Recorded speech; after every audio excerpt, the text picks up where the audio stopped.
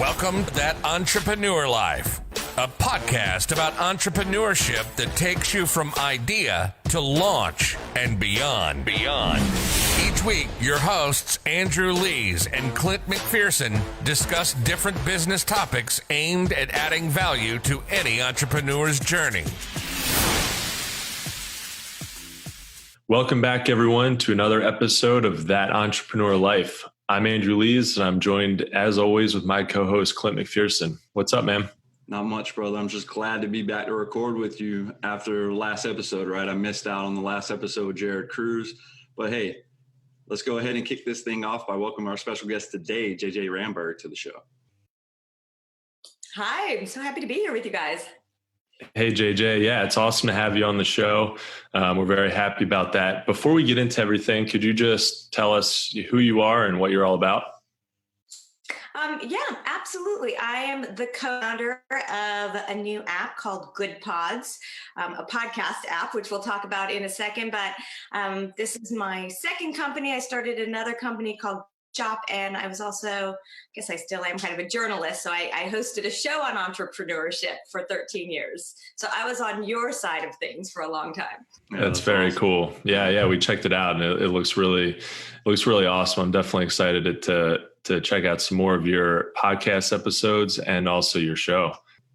Yeah, for sure. Oh, thank you. It's funny. I'm using my NBC News mug right now. This is an old, that's awesome. From my show days. The 30 Rock mug. Exactly. That's awesome. So JJ, with all that said, and as the current founder of Goodpods that we just mentioned, right? You're an author and the former host of your business for MSNBC, which you're drinking out of the coffee mug right now. Can you take us back to when your entrepreneurial journey actually started and what it is about entrepreneurship that keeps that fire burning inside you? I'm sure, I'm the daughter and granddaughter of entrepreneurs. And my grandfather on my dad's side came to this country and was a door-to-door peddler, and then started a furniture company, which my dad then worked at and ran, and then started his own company, a couple of them. My grandfather on my mom's side was he was like entrepreneur out of the encyclopedia, like made a ton of money, lost money, made money, lost money, and I think he had a fish store, he sold cars, he did everything. And my mom caught that. So my mom, who was a stay-at-home mom until I was ending junior high, and I'm the youngest of four, started a company with my brother. And so I had a front row seat in watching her build this company, which eventually became Monster.com's biggest acquisition.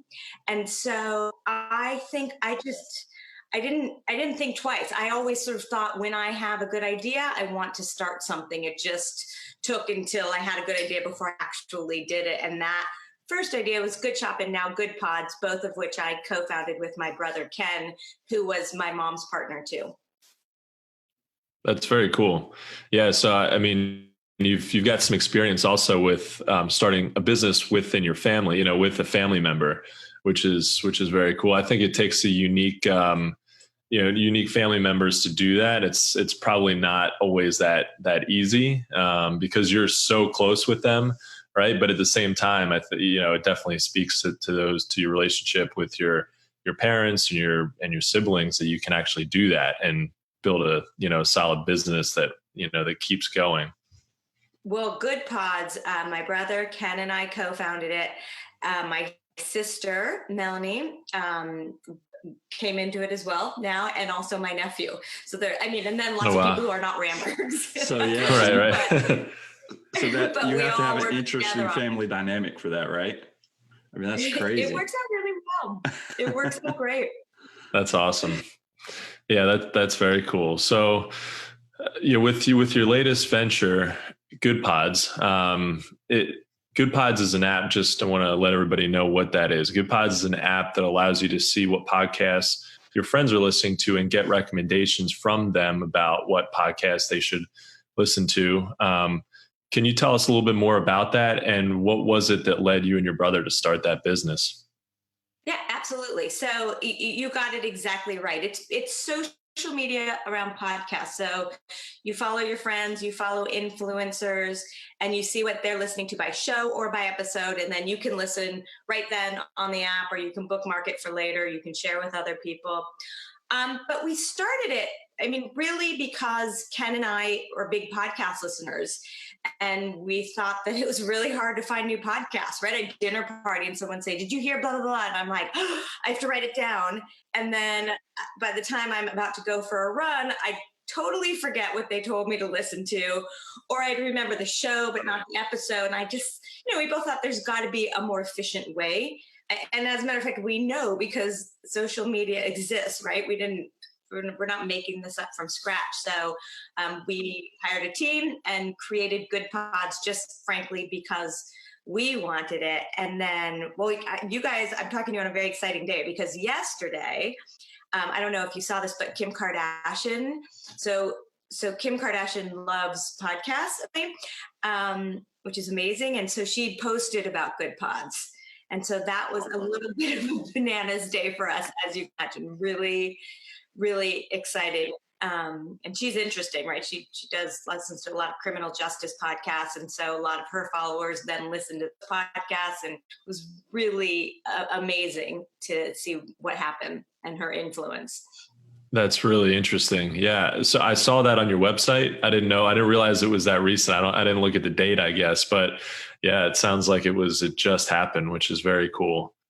And what kind of, and besides her, you've got a pretty solid list of, notable big name users of the app.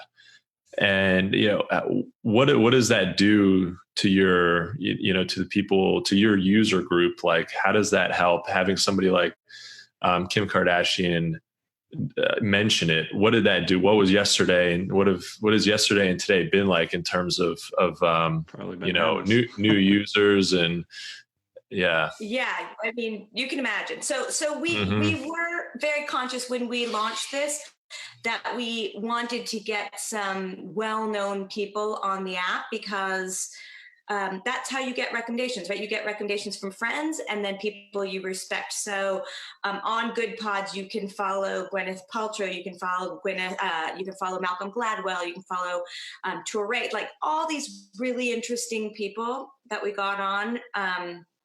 Dan Harris, who is this amazing, he's ABC News, but he also has this amazing meditation and 10% Happier podcast. So we got all these people on so that when you came on the first time and your friends weren't on yet, you'd have interesting people to follow. And also, even if your friends were on, you want to know what Dan Harris is into if you like Dan Harris. And so we got all of them on board. And then, of course, yesterday, Kim Kardashian has so much influence, right? She has millions and millions, hundreds of millions of followers, right? And so we just sat there and watched people sign up, right? And watched people sign up and follow her. And it was amazing. I mean, it's really, and again, she does so much interesting stuff around criminal justice. And that's what a lot of her podcasts are about, that it's really, fun to watch people follow her and then listen to what she suggested. Yeah, no, that seems pretty awesome. How many iterations did you go through for Goodpods and to get it to where it is today? I mean, I know it's not when you launch something, it's not always perfect. And if it is, you waited too long, right? And so how many iterations did y'all actually go through before you got it to where somebody like Kim Kardashian, or you felt comfortable with somebody pushing it? Well, it's interesting. I don't think you'll ever, if you are truly a product person, you will never feel comfortable with somebody pushing it because I look at the app and I think, we have a roadmap as long as, my street of all the features. And so in my dream world, everything is launched before anyone starts using it. But obviously then no one would see it for 5 years from now. And so it did take some discussion to say, at what point do we launch it, right? So someone promoting it, they do it when they want. Like if they like it, they'll get the word out if they've found it. So I don't necessarily have control over that. That's just their own desire to get the word out. But for us to first launch it, it was a discussion of, we know there are, X, Y, and Z things that aren't in the app yet, but should we just put it out there? And yes, to your point, you just have to pull the trigger and say, let's do this so that I feedback from users and understand if my roadmap is actually correct. Yeah, that's so critical, because you really need that feedback to let you know if you're on the right path. I mean, you may discover something from your audience that for your initial users that you hadn't even thought about, but really, kind of makes you realize that, oh, this is actually the feature that people need, and so you can add it in there and you get all this feedback, and that's so critical, because without getting that, I mean, obviously you can do, before you even launch anything, you can do some customer interviews and make sure that you're asking the right questions. And, if you're going about that the right way, and don't fall into the mom trap of, asking, just seeking validation for it. You can get some feedback that way, but the best thing is just to get it out there and get users using it and figure out what they like and what they don't like. So that's so critical. It is. And it's funny because, right, I sat in you for 13 years where I interviewed so many founders and so many entrepreneurs, and you hear a lot of the same advice from entrepreneurs, right? Like, you have to get it at the same thing that we're talking about right now. You have to get it out there, get people to use it, and user feedback, and listen to your customer. And I can give you 18 things that everyone says, but when you are actually doing it, it is quite different than saying that you should do it. Right? Like the one I always used to say is, when people were like, hire slowly, fire quickly, which is absolutely true and makes all kinds of sense. But you're like, okay, but what if the person who doesn't fit in is bringing in 75% of my revenue, right? Am I supposed to fire them quickly, right? So it's the same thing. Launch it and listen to your customers. You still have to make that hard decision of when, at what point you just pull the trigger. Yeah. You mentioned having a roadmap. Do you have that where it's visual or something that the actual, the user can actually see on your website? I know there's a lot of apps out there that actually do that. And so it helps with the bombardment of feedback, right? Because you're like, we're already working on that, or you don't have to sit there and you don't have to filter through so many things. And if it's something new, you're like, hey, check out the roadmap. And if your recommendation is something that, we either have on mapped out, some of them do it by date. Some of them say, hey, spring of this time or whatever. But I think it helps with the feedback to not be like, okay, we got 4,000 of these and it's the same thing over and over. So they actually want this, but it's already there. And so you don't have to actually go to them and verbally say it.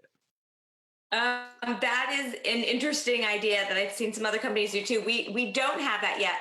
Currently, our roadmap is, a big sheet a program that we all work on. And also, we are still relatively new. So though we know the features that we're building, and all ones that we've built since launch have been based on user feedback, there's still some wiggle room as we get more people on to see the order at which we're going to launch it. I mean, we have, the next few weeks planned, but after that, it'll be based on user feedback again. That's great. And do you have a technical background at all, or does your brother Ken? So how are you now? Yeah, me too. Everyone should go learn to program, right? I totally agree. I'm a mechanical engineer. That's my background. And I have a consulting company to help people develop their physical products, which is great. But I mean, apps they're so powerful because you can, they don't have as much of a physical cost. There's server space, which is like an actual real physical thing, that's out there that's holding the data that you actually have to pay for. But besides marketing costs, there's not nearly the same kind of cost associated with an app. So yeah, I've thought recently, man, I wish I had learned to code at some point, but how are you dealing with that, with working with your team to develop the app, and is that not having a technical background, how has that been? Right. So this is my second company based in technology.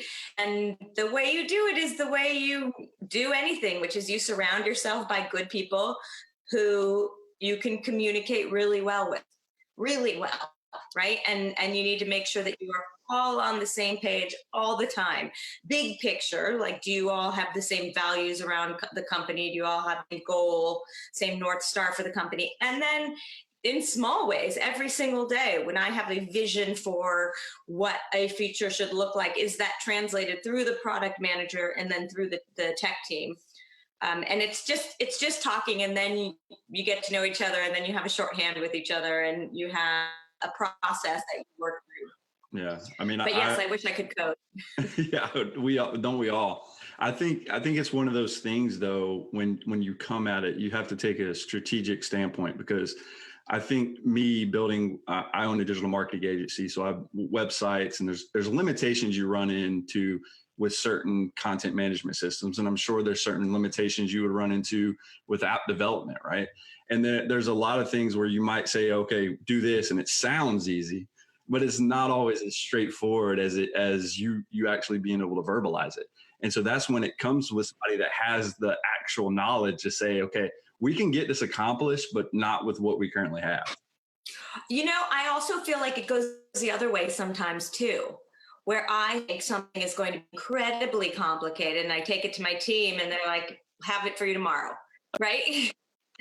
And I think also, after years of doing this, I have a sense, right? Much more than when I started, I have a sense of what things take. So while I can't code, I've been through enough of these, I've enough things now that I get what's going to be easy and what's going to be hard. Yeah. And you probably understand why it's hard. Like the thing that seems easy that actually takes a long time, you start to realize, okay, to me that seems simple, but actually technically this is why it is complicated. Yeah. Like I run into that with my clients where they say, oh, I just need this feature. It's super simple. And I'm like, cool, but it seems simple. I'd love to add that in there for you, but it's going to, be super complicated for manufacturing. It's going to add another 30% to your tooling costs. It's going to do all these things, and it's going to be it's possible, but it's, it adds all these difficulties in, and they're like, oh man, okay. All right. So then they start to understand why it is that things, that feature request complicates the process. So, and that's really helpful when everybody's on the same page. Yeah. And what I was about to say about being on the same page, what's really helpful is if everyone understands not just what you want to build, but why you want to build it, right? So we as a team keep going back to, what is our app? Our app exists for users to be able to get great recommendations, good ideas for podcasts and podcast episodes in the moment. And for podcasters to be able to utilize word of mouth to get more listeners, period. Right? And so that way, when our team comes up with something that we want to build, anyone on the team can say, okay, why are you building that? Oh, here's another way we can get to that same goal that will be easier and faster to build.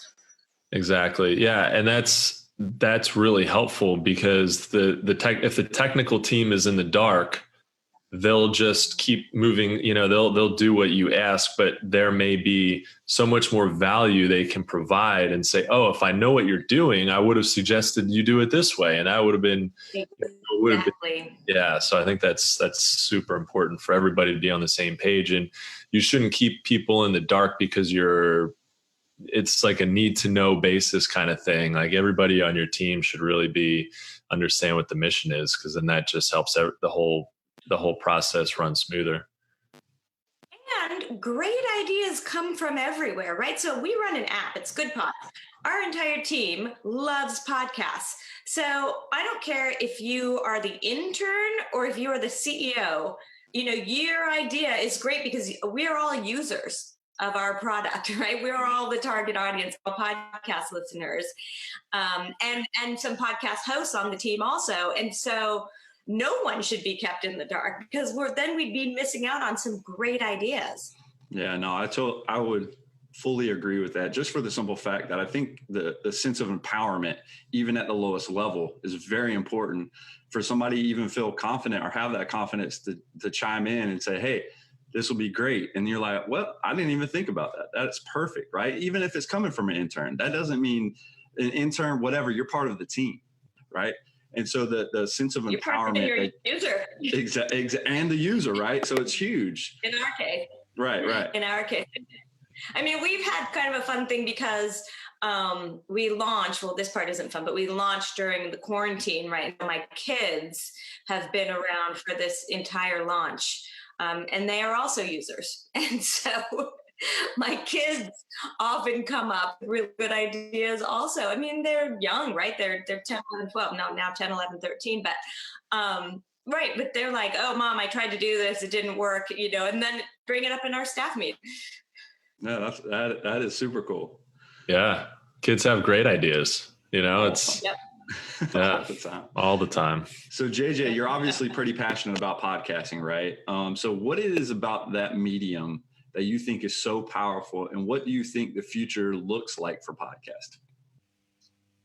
So I love podcasts. I have for so long. And in many ways, because of the same reason I went into journalism. So I worked for NBC News right after school and then had sort of a career back and anyhow, back and forth between business and journalism. But one of the reasons I love being a journalist is because you have this chance to step into someone else's world for a little while, or start from scratch and learn something brand new, or meet someone you would have never met otherwise. And I get that same thing from podcasts, right? So every day I'm like, oh, I want to learn something about history or science, or I want to laugh today, or I want to have a meditation app. And the time commitment is short compared to many other media out there. And you get to have this journey through the world. And in our case, now it's also kind of curated by my friends, right? So I know who I'm following to get specific kinds of podcasts, and I know they'll be good because they liked them. Yeah. There's so many. I mean, there's so many podcasts out there. It's amazing. I feel like in a way it's oversaturated, but really we're probably just scratching the surface of the kinds of podcasts that people are going to come up with and the topics that are going to be covered. I mean, I feel like you can learn something about anything now. I mean, YouTube's obviously a great medium, but podcasting is pretty cool. And like you said, you're on this journey with somebody. You're on this journey with their show, and I mean that's why we love it. We're just trying to, help people understand entrepreneurship, what it's all about, and why it's a great option for a lot of people. Some people it might not be, but we really want to help people on their entrepreneurial journey from start to finish, wherever they are, so it's kind of that's why we love it so much. And it's just such a cool way to connect with people. I think it's so neat as the host. I had a podcast myself also when I worked, when I was a journalist, and I saw the discovery process both from the listener side, where I needed help from my friends to find things, and also from the podcaster side, because what was interesting is that even though I had this, more than decade-old television show on national TV, when I talked to a lot of people who listened to the podcast, they found out about it from word of mouth. Like some of them didn't even know I had a TV show. And so, wow. And so that's kind of part of the reason that I wanted to help other podcasters who didn't have this whole machine behind them, right? Like I did. I had all the NBC News, but for people who are just starting out, who might have an amazing show, but just have buckets of marketing dollars, let's codify, let's make more efficient word of mouth so that friends will tell friends what to listen to. Exactly. Yeah. Then that word of mouth is so powerful. I mean, you can obviously throw money at any business in order to promote it, but having that word of mouth, organic growth is the best thing. So if there's any opportunity to do that, I think it's really cool when opportunities come around like Goodpods that help kind of level the playing field. So it lets a smaller podcast that doesn't have a big following, that doesn't have a marketing budget, if it's interesting and it's helpful to people, it should be out there. It should get more exposure. It should at least be given a chance. So I love that Goodpods is helping with that. Yeah, we had some right in the beginning when we noticed that this, or not noticed, but we launched this, and one of the first ways we saw that it was working is because we saw random podcasts. I guess random is the wrong word, but small podcasts that probably no one on the app had ever heard of before, but one person listened to it. And then we watched it get passed from friend to friend to friend to friend to friend. I'm sure none of them had heard of it before, but one of them, this was like right in the middle of the quarantine, early days. One of them was called "You Need to Calm Down." And it was literally just white noise. The whole episode was just white noise. And that no way went viral on the site.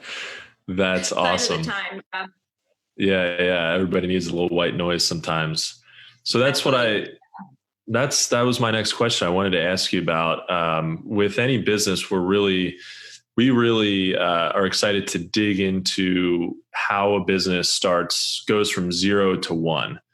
That's like the hardest hurdle, I think, is from starting with nothing and getting some early adopters. So how did you get those early adopters? And then is there some built-in distribution to your app that allows it to grow organically? Yeah, there's the whole thing is based on built-in distribution because it's a social network. So the whole idea is you would come on, Andrew, you would want to follow Clint. So you'd invite Clint to come on to Goodpods so that you can follow each other because you want to know what his podcast recommendations are. So there's, the whole thing is based on distribution. And how we got to the first people was we launched it. So we launched right after the quarantine started, which was obviously not the plan. We'd been working on it for quite a bit. And so we launched Goodpods much quieter than we had intended to. And really actually had to think a lot about whether to launch at all, given what was going on in the world. And so had some real honest conversations with each other and soul searching talks, and decided that we wanted to launch because as users, we were beta users, we felt the product was really helpful in many ways during the quarantine. And so we launched quietly to just people that we knew, right? We didn't do any press, we didn't do any big announcements. And then it just started growing by itself because, as we talked about, that built-in reality of it. We just kind of sat back in the beginning and watched it grow while getting user feedback and fine-tuning the user experience. Yeah, it almost seems like it gained some kind of viral effect, right? Once you start sharing or once somebody sees and starts following, it just piggybacks from there. And you're like, oh, look, Susan's following this, or right. And I love that whole concept and approach that you took. And it's basically taking what social media is and putting it into an app. And so that's man, I applaud y'all for that, JJ, for sure. Oh, thank you. Thank you. Yeah, it's been great. It's really interesting and exciting, and great. But I'll tell you, before we even launched, this is a good lesson for people, I think. When Goodpods was just an idea, before we even launched, I wish I could show you my spreadsheet. I literally talked to, either on Zoom or on phone, 700 people to say to them. And as we were building it, right? And these weren't focus groups. This is me having conversations with people. Granted, I really love talking to people and I love meeting new people, but saying to them as podcasters, what would you want out of an app? As listeners, what do you like from this? As influencers, what would make you want to be part of this? Podcast producers, I talk to everyone from incredibly famous people to just, a woman who listens to a podcast maybe, once every 2 months. I wanted to hear everyone's feedback. And so that was all incorporated into the product. And so the point being, when we launched, I actually had a bunch of people to launch to as well. Right. Yeah. So that helps your first, group of people. So you can send an email out and say, hey, we're here. It's live. Check it out. Yeah. And just doing that legwork, even if you don't have tens of thousands of people and doing, the people think of launches, product launches, is this big, amazing, thing where, you're launching at South by Southwest in Austin, and you're doing all these, and then like millions of people are finding out about you at once. And it's just not the case for most things. And it doesn't have to be, which is cool too. It's not like, oh, if I don't launch this in the biggest way possible, it's just not going to be successful. Well, I don't think so. Right. And then frankly, we had some time again to fine tune the product, which we are always doing, before something yesterday happened, which is Kim Kardashian finds out about this and puts it out there to the world. And so, there's nothing quiet about that. And so that didn't need to happen day one. I'm glad it didn't happen day one. We launched in beta so that we could get some feedback from people. Yeah, those beta users are huge. There's a lot of apps that launch and didn't do the legwork that you did up front, talking to those individuals and having that group of individuals that you can launch to.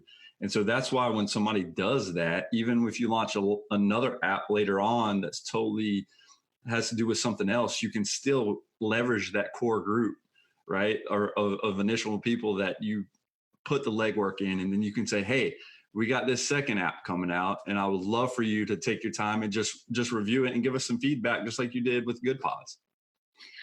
Yeah, and you develop relationships with people. I mean, my friend Michelle Cordieri-Grant, she launched a company called Lively. She basically launched it.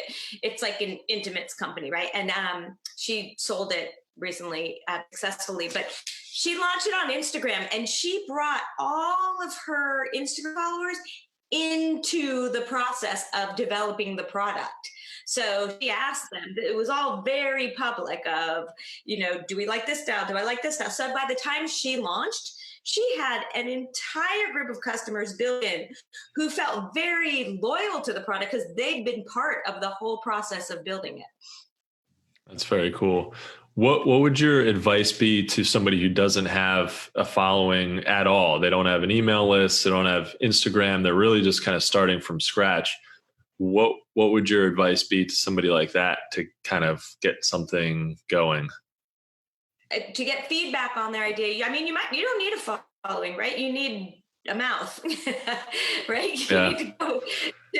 You need to talk to one friend, one mentor, one person that someone who you respect, get their advice and ask them who they think you should talk to next. Right. And then you talk to that person and ask them who they think you should talk to next. And before you know it, you will have spoken to a lot of people. Yeah. And you never know who that next person is going to be, who might just blow the whole thing wide open and really give you some, either some just amazing advice that changes the course of your business, or really helps you say, they're like, oh, I've got, I can actually help with this. I've got some great friends, family, whatever, I've got this great network that I can help you promote this on or whatever, or I've got, 100 more people that you can talk to. So yeah, you just never know who that next person is who you're going to talk to, who can really, really help you, as long as you're committed to it, as long as you're always going to be pushing it forward. I feel like there's always then somebody out there who can say, okay, I'm going to help you get this to the next level in some way. And I find that people are incredibly generous with their time. Not everyone, obviously, but a lot of people are generous with their time and advice. And when you're passionate about something, so I've experienced that as an entrepreneur. Like, I've just been amazed and so grateful for how many people have helped me. The podcast world is actually also just an incredibly nice industry and world of people. I mean, beyond. But also as when I was a journalist, and I've also helped a lot of entrepreneurs, I'm always so excited to sit down and talk to and help other people when they're passionate about what they're doing, because you feed off of it, right? It's exciting. Yeah, for sure. No, I would agree. And you touch on the podcast, world. When I went to Podfest 2020 earlier this year, I had no idea how, friendly and how supportive and how everybody, it doesn't matter what industry, it doesn't matter if you're doing the same thing, the same type of podcast with something very similar. They're all just like, hey, they're there to help you out. And that's what podcasting is about. It's almost like, when you have a business, I don't view competition as a bad thing. And I don't even see competition as really competition. I just see it as somebody else I can learn from. But a lot of people get timid, right? A lot of people are like kind of standoffish too, and don't want to even say, hey, my name's so-and-so, let's learn from each other. They're more like, nah, man, you're in the same space as me. And they think that I'm taking their fish or whatever out of their pond. And I'm like, no, I just want to help you. If there was a way, right, we're all experts in our little niches or whatever, right? Even though I do a digital marketing agency, I'm better in social media than I am in this side of things, right? And so if you can unite with individuals, and like podcasting is perfect for that. And so when you just sit there and talk to them, and they've been so supportive and communicative and want to just be part of what you're doing, that's why I love podcasting. That's why we're doing the show. I've just met the nicest people. And yeah, one after the next, everybody has been so incredibly supportive of Goodpods, even when it was just an idea, right? Even when my brother and I just came to people and thought that we were thinking about doing this. That's awesome. Been great. So JJ, through your entrepreneurial journey to date, from the highs into the lows and everything you've experienced with Goodpods and the other companies, what has been the most difficult thing so far about being an entrepreneur? It could be several things. I mean, you're catching me on such an incredibly great day. Right? Yeah. So many you're like difficulty. Right like what difficulty? Yeah. It's like there is nothing wrong with being an entrepreneur. Kim Kardashian promotes your app and everything is good. Right. Yeah. Yep. I've just seen your company. But look, I mean, it is, you call it a journey, right? It is definitely a journey. And I spent, as I said, 13 years interviewing entrepreneurs at the same time as building my own company. There's no one who says that it's easy all the time, right? No one has these days like I'm having every day. And I think what I have learned from so many entrepreneurs and really have tried to take in myself is you just have to have the temperament and the attitude to deal with hard days, to deal with the days that you launch something and you thought it was going to be a huge hit and nobody likes it. So in my old company, so my other company, Goodshop, which a CEO runs for us now, it's a coupon company that also either gives you cash back or money gets donated to your favorite charity. And so we've donated about more than $13 million now. But anyhow, so in that company, at some point, we launched a whole bunch of sister products to it, one after the other. And one after the other, they all failed.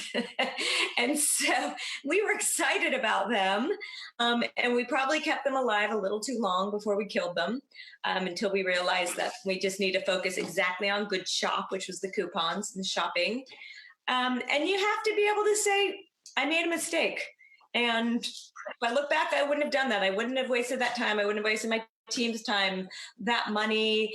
But I learn from it and move on. Like, it doesn't help me to dwell on that. It helps me to learn from it, but it doesn't help me to dwell on so much or think I'm a failure, right? You just have to think this is part of it. You're going to fail.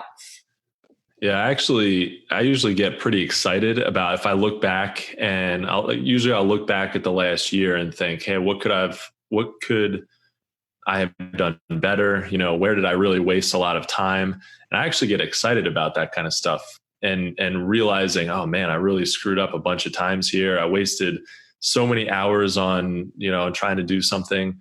And I get excited about that because that's all time that going forward this year, I'm going to at least try to not make that same mistake. So it's all going to be time and resource that I can put towards the right thing, focus. I just think, man, if now I know now I know where I wasted time. I'm going to focus that attention on something better.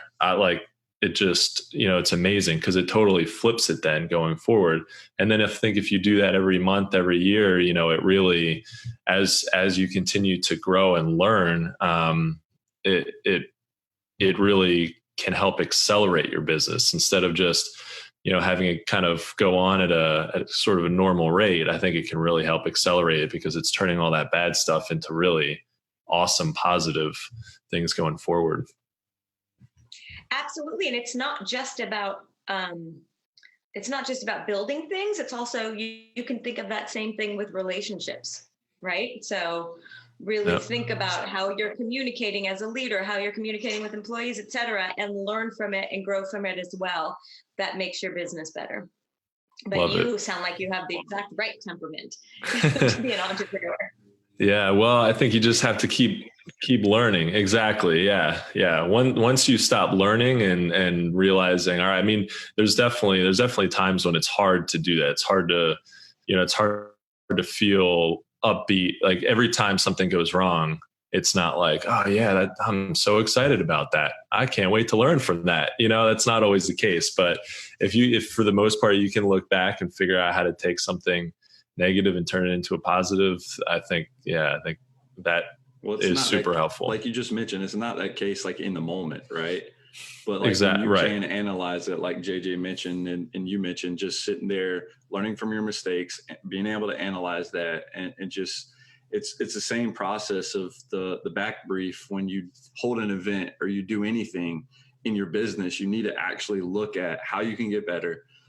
Even if you fail, if it's a bust, it's like, yeah, we don't need to ever do that again. But it's that learning process and a learning curve that, again, that should excite you when you look back on it and say, yeah, I royally screwed that up, but moving forward, I know what not to do.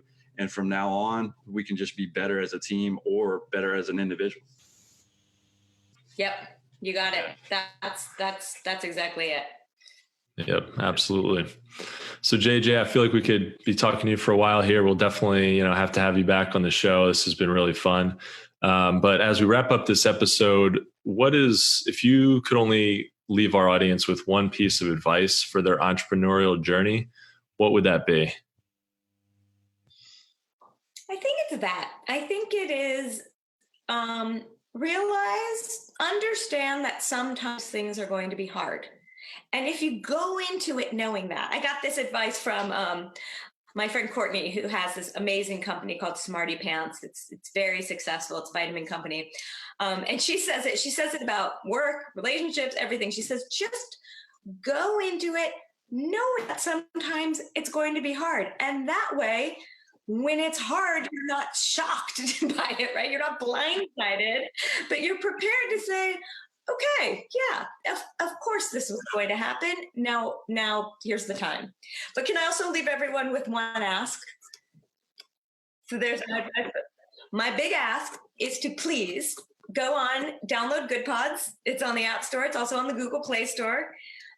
Follow you two on Goodpods so everyone can see not only your show, but everything else that you recommend that they listen to, and give it a shot. And also, I talk a lot about the feed loop. Give us feedback. Do not hold back. You can get in touch with us through the app. You can get in touch with us on email. There are all kinds of ways that you'll see there, but go try Goodpods. That's awesome. Yeah, we'll definitely check it out. It seems like, you've created this app, which is frictionless. Basically, it's so easy to get involved, and it's fun too, so I'm excited. From what I've seen, I haven't downloaded it yet, but I'm very excited to do that. So yeah, we'll definitely check it out. And it's awesome. Yeah. Yeah. Right after this episode. But well, guys, I think that's a wrap for this episode. But from the both of us, JJ, we want to thank you for taking the time out of your day to help us add value to what we're trying to do on our podcast. Well, thank you. Thank you so much for having me on the program. It's really fun talking to you. Yeah, it's been awesome, JJ. Thank you so much. Well, guys, thank you so much for listening to That Entrepreneur Life. To learn more about what JJ is working on, check out goodpods.com, and don't forget to download that app on iTunes and Android. If you like what you heard today, make sure to subscribe to our podcast on iTunes or any other major podcast directory. You can also find us on all the socials and on our website at thatentrepreneurlife.com. And with that said, guys, we also want to quickly give a special shout out to our family and friends, to include all of our listeners, followers, and subscribers. If you find value in our show, please consider making a small donation. Even just a few dollars helps us keep things moving along and helps bring value to your entrepreneurial journey. Thanks for continuing to support what we do as entrepreneurs, guys. And don't forget to join us next week for another episode of That Entrepreneurial Life.